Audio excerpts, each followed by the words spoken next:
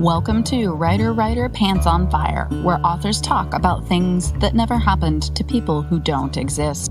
We also cover craft, the agent hunt, query trenches, publishing industry, marketing, and more. I'm your host, Mindy McGinnis. You can check out my books and social media at mindymcginnis.com, and make sure to visit the Writer Pants on Fire blog for additional interviews, query critiques, and more at writerpantsonfire.com. Make your pages look professional with Vellum. Margins, headers, page numbering, font, line spacing all happen automatically with every book you create. Generate ebooks for Kindle, Apple Books, Kobo, and others, or deliver a beautiful print book to your readers. Visit tryvellum.com/pants to learn more. Vellum. Create beautiful books.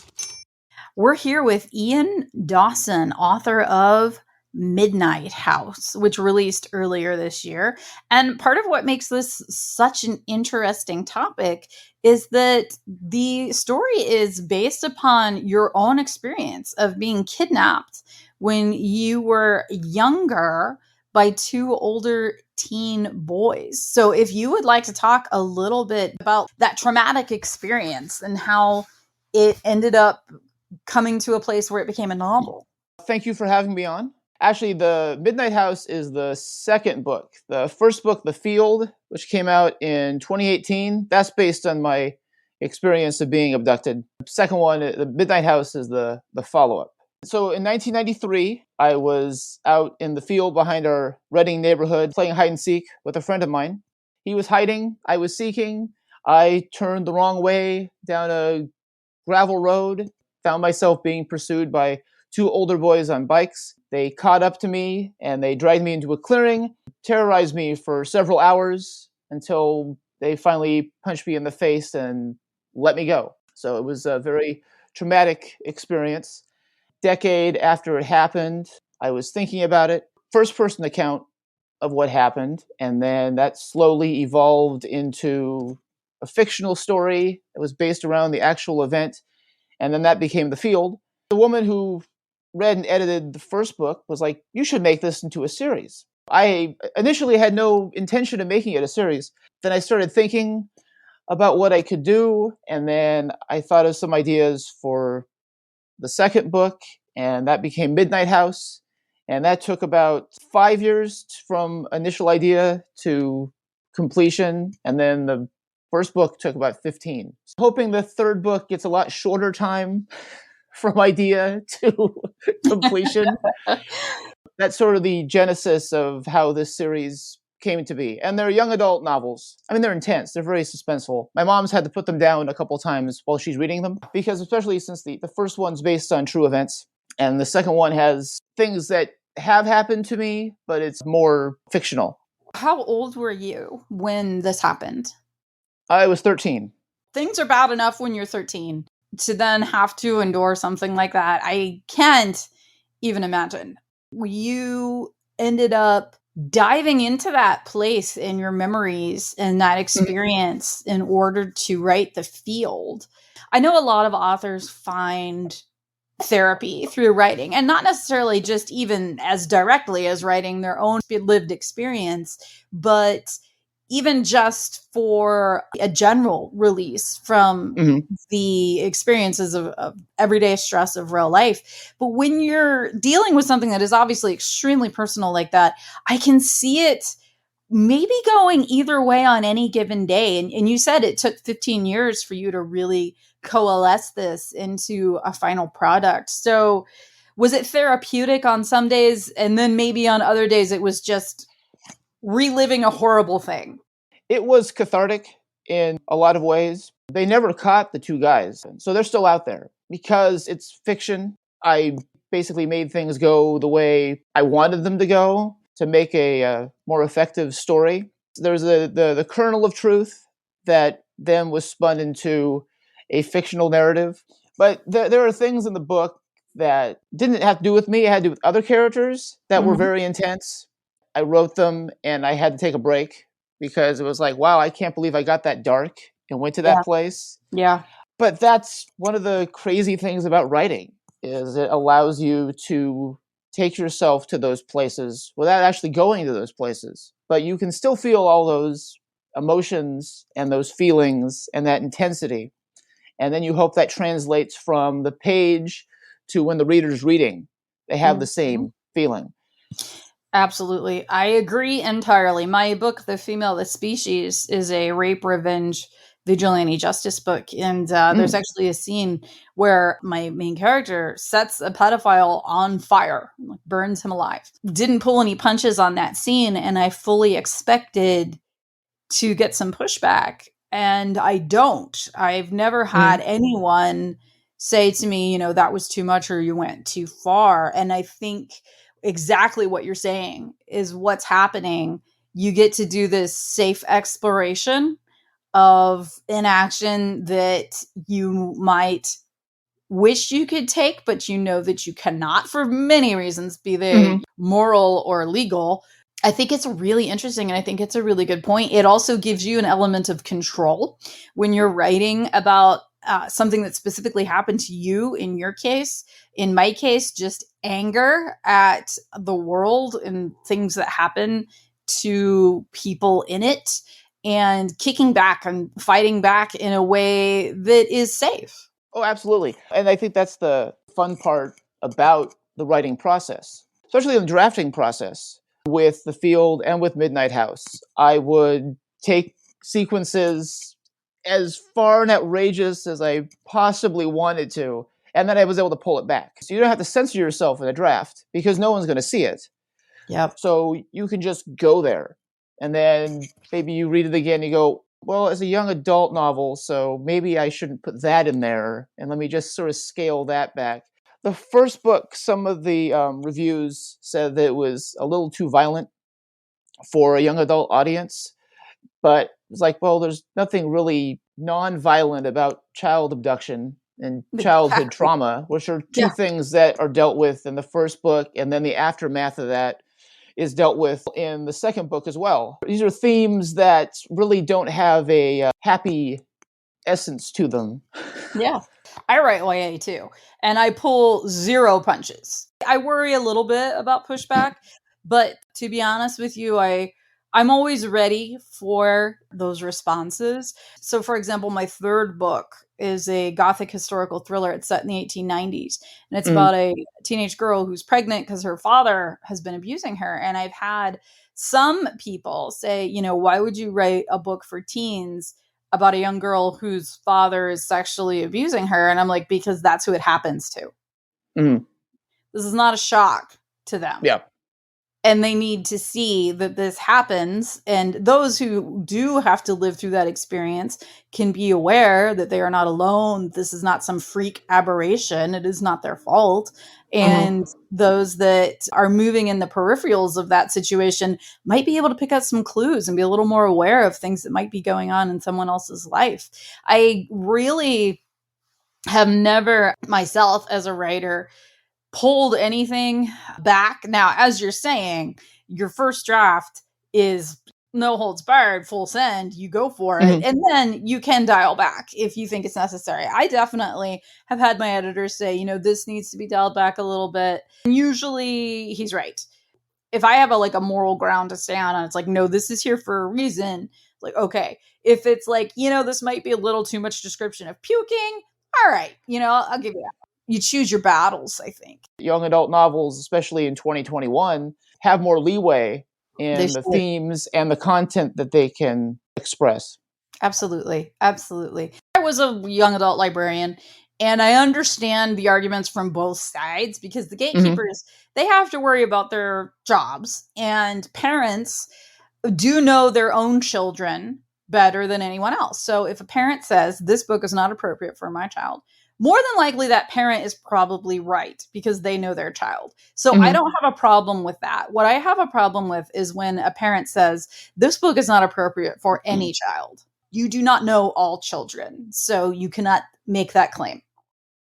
Well, yeah, like the parents groups who try to ban like Harry Potter I had a few book challenges when I was in the high school library. And one of them was for Harry Potter, but it wasn't like they hadn't actually read the book. They just heard that there was witchcraft. And I said, okay, here's what I want you to do. I want you to go home and I want you to try the spells. And if they work, then there's a problem. I am very much against sugarcoating anything for teens, especially older teens. They're either living it or they've already seen it or they've already done it. Mm-hmm. Yeah, because I think especially when you're dealing with YA novels that are based in the real world and you're dealing with real world themes, I think every young adult, witnessed what happened last summer. I don't think you can sugarcoat what happened with George Floyd and that whole horrible situation. Kids are very perceptive. They know what's going on. Sometimes they know more than their parents because oftentimes if parents try to shield their kids, the kids are going to find a way around whatever. Most people, even adults, if you tell them don't do that, they're going to go do it and say, well, what's so bad about it? Yeah, we just spoke at a conference a couple of weeks ago to youth services librarians, and I don't have answers for everything. Obviously, if I did, I wouldn't be a novelist, but I talked about black and white thinking and how we approach sex education, of course, but also drugs and how we bring it to our children in the school systems, especially public school systems. And it is very black and white. This is bad. This is good. Don't have sex. Don't do drugs. And when the kids start to get older, they develop some obviously very natural urges, but also just curiosity and a desire to explore different things. And I've always thought about those quote unquote good kids that are just simply growing up and maturing. And all of a sudden they're like, oh no, I'm not good anymore. I want to do this. This is a bad thing. And I think it can really damage some of our kids. And then those that are already living in a world that has alcohol abuse or drug abuse or sex abuse, they're being told this is bad. And then they're like, oh, I'm bad. Our war on drugs in America is very odd because if you look at films from the past, like Reefer Madness, and how they were supposed to teach people. And it's like, yeah, the war on drugs really didn't work. Because you can watch Reefer Madness now and go, I know people who smoke pot and they don't act like raving maniacs who go out in homicidal binges. It's like, wait a second, who was endorsing this? Yeah, it's like literal, actual propaganda. It's like we were saying earlier, fiction is a good place to do safe exploration.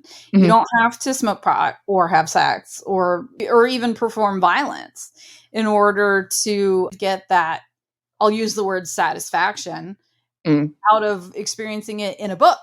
You have fictional characters who can make bad decisions, and then you can see the consequences of their bad decisions, but no one's affected in real life. Yep.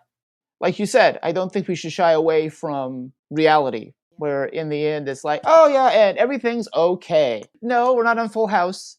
But it's not. Yeah. Vellum, It Just Works.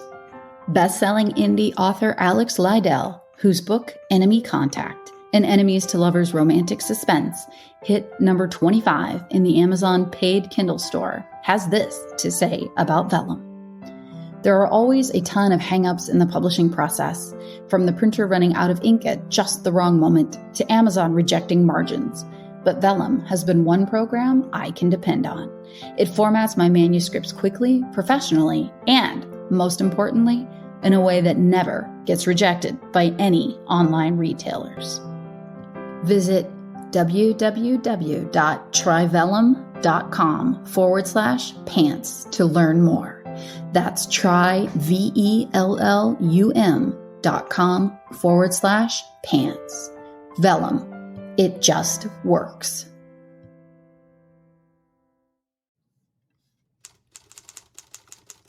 PubSite is the new, easy-to-use DIY website builder developed specifically for books and authors. Whether you're an author of one book or 50, PubSite gives you the tools to build, design, and update your website pain-free. Build your site with a 14-day free trial.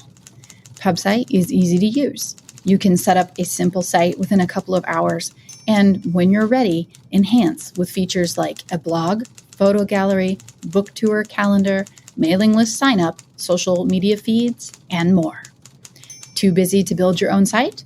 Have a PubSite expert build your site for a small fee. PubSite is used by authors such as Tom Clancy, Robin Cook, and Janet Daly. Visit pubsite.com to get started now. I think, too, when we talk about things that make people uncomfortable, when we talk about assault, I'm an athlete. I grew up on a farm. I have been in pain. I've been injured. I've been hurt many, many times in my life. I have never had anyone hurt me on purpose. Mm-hmm. And I think from what I know from people that have experienced that, there is so much trauma involved. And in your case, in the age of 13, a breaking of innocence in a way, I would imagine. I don't know your background, so I don't know if this was your first experience with violence. Yes. Then yes. yes, I can't even imagine what it would be like to suddenly be thrust into a situation where people are hurting you on purpose and even for their own enjoyment. It was surreal. The experience was surreal because you're like, this actually happening? It's very hard. I think even as an adult, it would be a surreal experience. You have no way to know what they're going to do next, or they're going to try next, or what the plan is. So that was also very scary, is the unpredictability of the situation. When I got home, the police were in our driveway, and I told my parents what happened. The police didn't believe me. They pulled my dad aside and they said that, oh, maybe he's just making this up. My dad was like, he's not that type of kid. If he says this happened, this happened. Yeah, there really was no follow-up. I think they called my mom a couple weeks later and they're like, well, we don't know. We don't know. They may have been from out of town.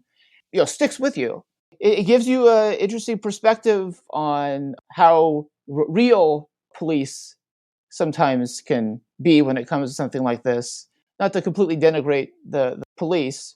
My experience with the police is the guy who comes and sings the, just say no to drugs guy, at the school. And Right. McGruff the crime dog, take a bite out of crime. One of my favorite shows is Law and Order Special Victims Unit. Similar situation. I'm a victim of a crime. It's Olivia Benson. She would have solved this. She would have figured this out.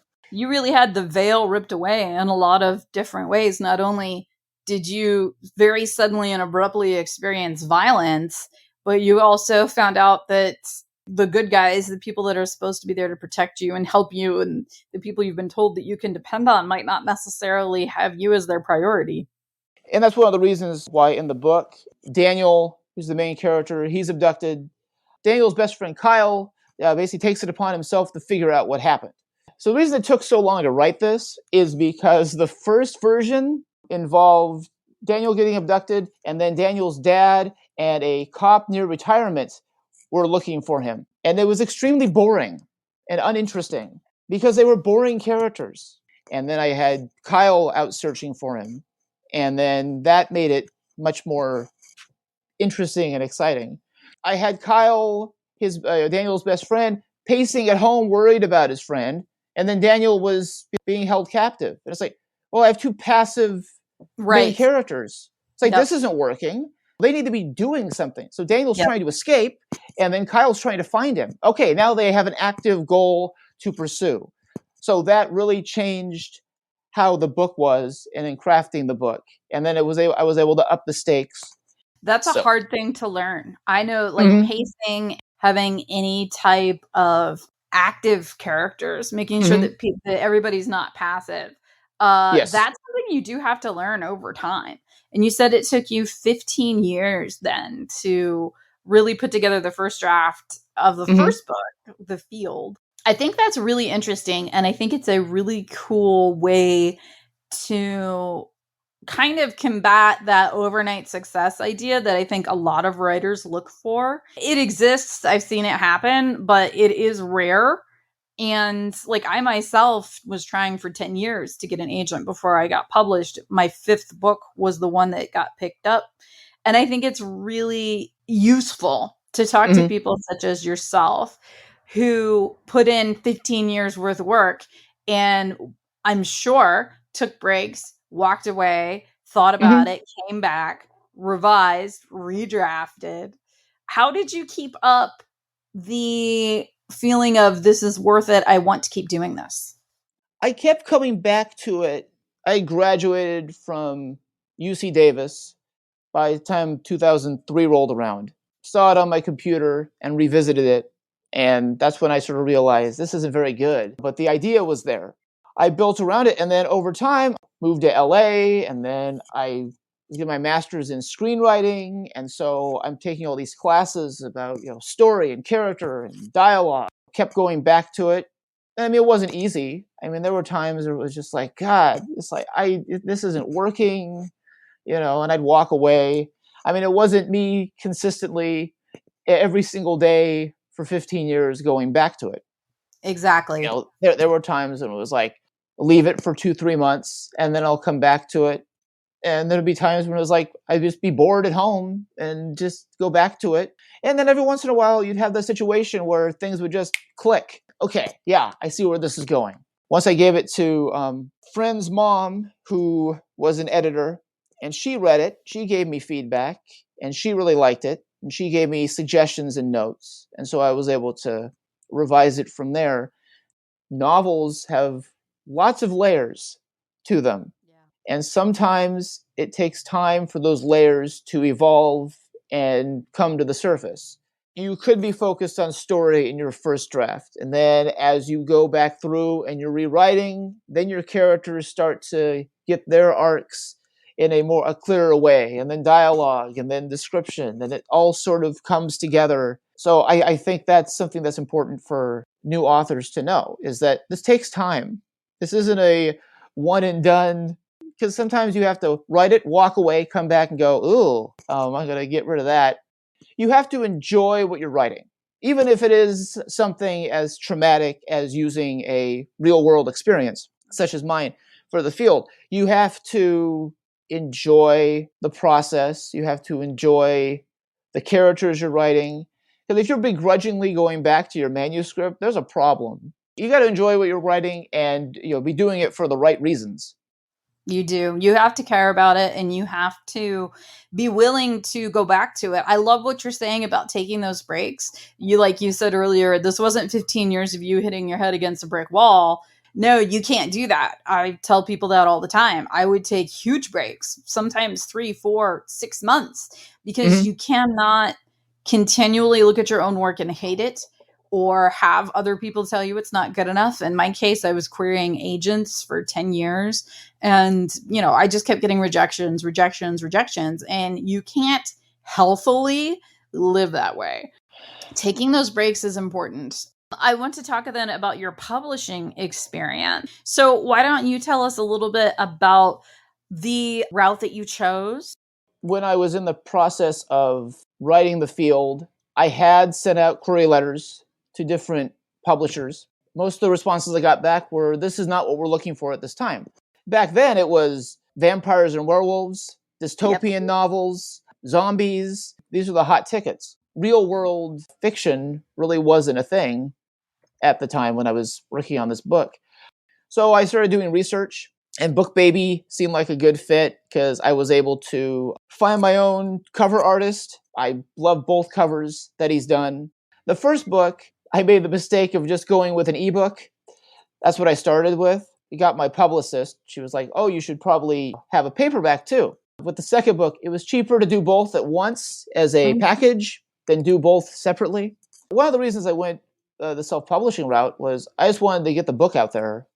Yeah. That was one of the main things. Because you hear these stories, of course, Stephen King, and Carrie was rejected like 87 times. Yep. And he had a nail on his wall where he put all his rejection letters. And I was able to figure out a budget. And that's the important thing. If you're going to do this, is not the cheapest way to go. But if you're able to budget and make sure that you can, not go into too deep of debt and can still afford to pay your bills and your rent, because it used to be that if you self-published, that was like the scarlet letter Yes. of, the thing. Oh, you self-published. Oh, that's not good. But it's like now, the book's on Amazon and Barnes and Noble and Walmart and Target. It's more mainstream. And I think it's because YouTube and podcasting has made everybody a content creator. So self-publishing is just another way of being a content creator. Ebooks and paperbacks, they're just another avenue for creativity for people to use now. So I think it's been more legitimized over the past decade. People need to know, if you go this route, you're not going to be on the New York Times bestseller list. That's the reality of it. Yep. Don't expect to make a bunch of money and don't expect to be on the bestseller list, but have a plan. Pay yourself back. So I've been very fortunate being able to work this entire pandemic. Yeah. Because I've been able to budget. I wasn't able to do other things. I was able to squirrel money away in order to do the second book during the pandemic. You don't expect to hit the bestseller list. That's true in traditional publishing as well. I have, I think, 12 books out. I've never hit any list. I'm certainly not rich, but I'm able to, make a living at this, and I supplement my income with teaching and with substituting. Doing the podcast makes a little bit of money on the side. I do actually self-publish under a pen name with 2 other co-authors that are friends of mine. Okay. And you're so right about how self-publishing has changed. It sounds like we're about the same age, and we were both entering into the publishing world right around the same time. I had the same experience, yet different in some ways. I had written urban fantasy and was trying to get that out there. And my problem was there was too much of it. These are a dime a dozen. We don't need another urban fantasy author. One day I'm going to self-publish those books, but they've been under my bed for, probably 15 years at this point. Oh, wow. Yeah, because it hasn't come back around, and they're a very different voice and a different genre than I write in now. So more than likely I will self-publish those. And self-publishing, like you said, it used to be if you self-publish something, it was like you were selling old meat out of the back of your van. Like people were not into that. You could not expect anything like a traditional exposure. A lot of the times, people did look down their noses at that. And that's just simply not true anymore. I travel a lot. I go to a lot of different conferences and festivals. And I see self-published authors with tables right next to traditionally published authors. People want to read what they want to read, and they will be attracted to what they're attracted to. Most readers can't differentiate between a self-published book and a traditionally published book. They pick it up, they look at the cover, they read the blurb on the back, and they make a decision. They don't look to see who the publisher is. And if you're self-publishing, it goes back to liking what you're writing. Because if you're not writing on assignment and you're doing it for yourself, you're not going to make a bunch of money, and you're not going to get the fame and fortune. You have to like what you're writing. You have to enjoy the process and enjoy what you're writing. And that gets you through, because it's the story that keeps you motivated. As soon as you get into the money as a motivator, I just don't think that is an effective motivator when it comes to creativity. Last thing, why don't you let listeners know where they can find your books, The Field and The Midnight House, and where they can find you online? If you want to buy the paperback versions of either book, you can buy them on BookBaby. I have promo codes for both on my website, which is The Field YA, the letter Y, letter A for young adult.com. I'm on Instagram and Twitter at The Field YA. So you can join me there. And then also my website, I do blog posts. I just finished a series about story structure. And I also do a writer's workshop Wednesday, where I'll profile an author and put like YouTube videos of interviews with them. Writer, Pants on Fire is produced by Mindy McGinnis. Music by Jack Corbel. Don't forget to check out the blog for additional interviews, writing advice, and publication tips at writerpantsonfire.com. If the blog or podcast have been helpful to you, or if you just enjoy listening, please consider donating. Visit writerpantsonfire.com and click Support the Blog and Podcast in the sidebar.